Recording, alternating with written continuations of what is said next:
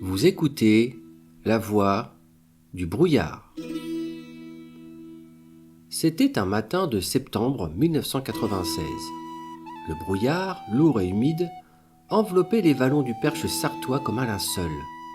Les clochers de Préval perçaient à peine ses toites grises, et l'huîne, invisible, chuchotait en contrebas, cachée sous les feuillages trempés. Dans sa Peugeot 405, un peu cabossée, Jean-Louis Marnet, journaliste parisien revenu au pays, allumait une cigarette.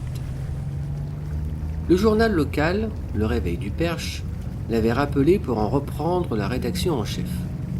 À 42 ans, l'homme, autrefois moqueur, croyait avoir laissé loin derrière lui les superstitions de son enfance. Mais l'air du Perche avait cette mémoire que les villes n'ont pas. Il n'oublie rien. 1982. Jean-Louis avait alors 28 ans. Insolent, sarcastique, persuadé que les gens de son village natal étaient de doux demeurés. Il avait signé un papier ravageur. L'avelu n'est qu'un brochet mal digéré.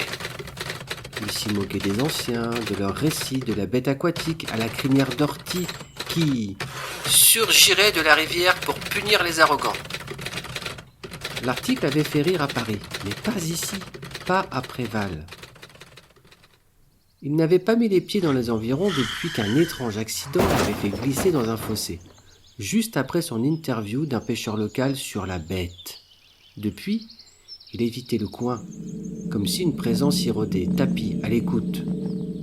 Mais cette fois, il était revenu pour de bon. « Tu verras, disait-il à sa secrétaire au téléphone.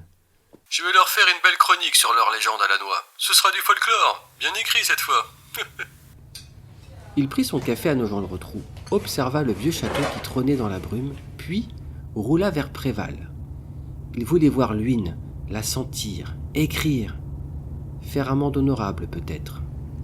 Sous un vieux pont moussu, il posa son dictaphone.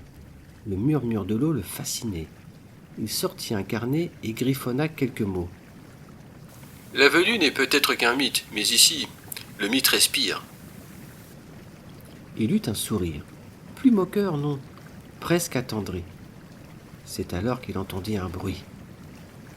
Pas celui de l'eau, un raclement, comme des griffes sur de la pierre mouillée, puis plus rien. Qui est là ? Lança-t-il bravache. Une odeur de mousse pourrie emplit l'air. Il recula. Je ne suis plus le même. Essayait-il de murmurer. J'ai changé. Ce papier, ce sera un hommage. Mais la rivière ne répondit pas. Seule une brume plus épaisse encore monta du lit de l'huîne, jusqu'à lui geler la nuque.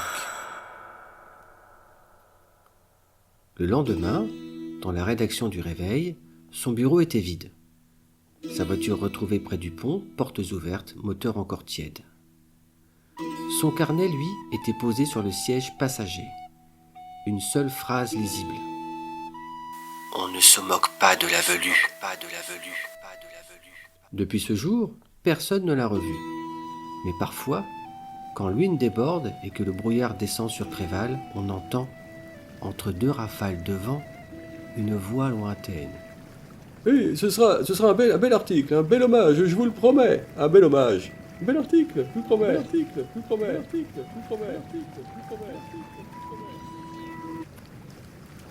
Vous venez d'écouter la voix du brouillard. Si vous êtes en rémission, attention où vous allez, car l'avelu ne pardonne jamais, jamais, jamais, jamais, jamais, jamais.